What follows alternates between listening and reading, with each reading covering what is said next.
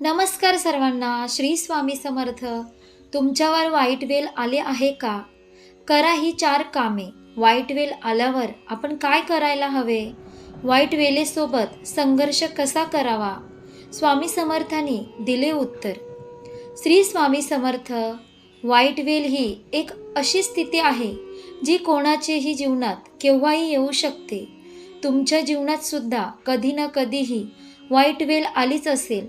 वाईट वेळ आल्यावर आपण काय करायला हवे? वाईट वेळेसोबत संघर्ष कसा करावा? चला तर मग पाहूया. असे कितीतरी प्रश्न आपल्या मनात येत असतात, परंतु त्याचे उत्तर आपल्याकडे नसते. आपल्या अशाच समस्यांचे उत्तर आपल्या स्वामी समर्थांनी दिलेले आहेत.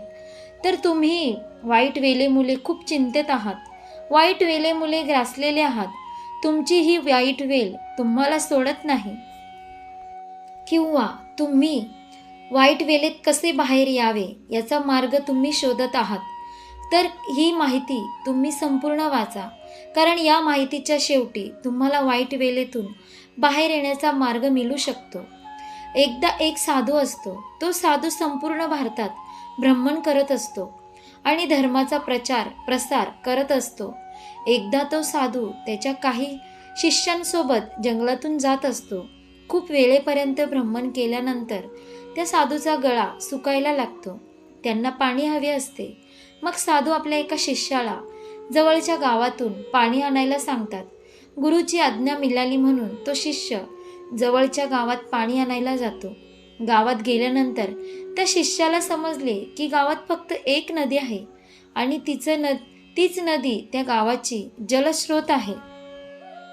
तो शिष्य जेव्हा त्या नदीजवळ पोहोचला तेव्हा त्यांनी बघितले की काही लोक त्या नदीमध्ये स्नान करत आहेत, काही आपले कपडे धुत आहेत, तर काही आपल्या पशु प्राण्यांना सुद्धा त्या नदीमध्ये स्नान घालत आहेत. त्या नदीचे असे हाल पाहून त्या शिष्याने विचार केला, गुरुसाठी हे पाणी घेऊन जाणे बरोबर नाही. आणि तो पाणी न घेता असाच खाली हात परत गुरुच्या दिशेने निघाला.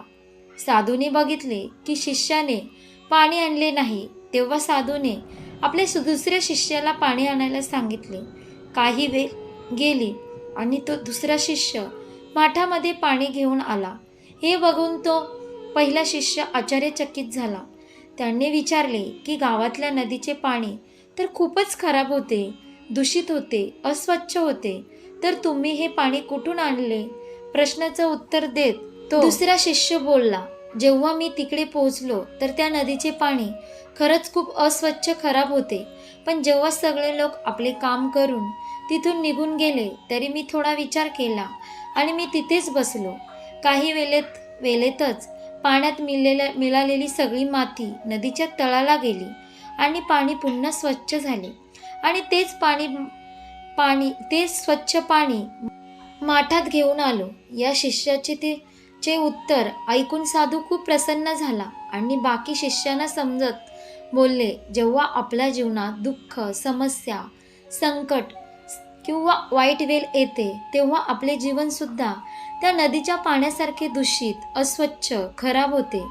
परंतु आपण त्या खराब, अस्वच्छ, दूषित जीवनापासून आलेल्या वाईट वेळेपासून हार मानून बसू नये, परंतु धैर्य ठेवून शांत मनाने त्या स्थितीचे आकलन करायला हवे आणि उचित निर्णय घेऊन आणि पूर्ण आत्मविश्वासाने त्यावर अंमल करावे.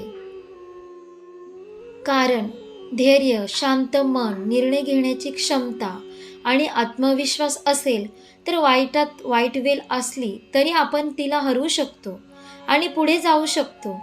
या 4 गोष्टी तुम्हाला कोणतीही वाईट वेळ दूर करण्यात मदत करतील. जसे त्या शिष्याने त्या 4 गोष्टींच्या दमावर खराब पाण्यातून स्वच्छ आणि शुद्ध पाणी घेतले, तसेच त्याच पद्धतीने आपण सुद्धा आपल्या जीवनातील सगळ्यात वाईट गोष्टी, वाईट वेळ, सगळे अस्वच्छ झालेल्या आपले जीवन, सगळी दुःख, सगळ्या समस्या या सगळ्या सोबत संघर्ष करून चांगले आणि स्वच्छ जीवन मिळू शकतो. फक्त गरजेचे आहे या 4 गोष्टींना आत्मसात करण्याचे. तर त्यांनी हा प्रेरक प्रसंग त्यांना समजायला त्यांनी ज्यांनी याला आत्मसात केला ते नक्कीच आपली वाईट वेळ दूर करू शकतात. अशा प्रकारे आपण पाहिलं की आपल्यावर वाईट आल्यावर काय करायला पाहिजे. ही 4 कामे नक्की आपण आत्मसात करा. वाईट वेळेसोबत संघर्ष कसा करावा हे देखील आपण पाहिलं. आशा करते तुम्हाला ही नक्की व्हिडिओ आवडली असेल तर लाईक करा, शेअर करा आणि आपल्या योगेश्वर कृपा या चॅनलला सबस्क्राईब करा. भेटू एका पुढच्या नवीन व्हिडिओमध्ये. धन्यवाद. श्री स्वामी समर्थ.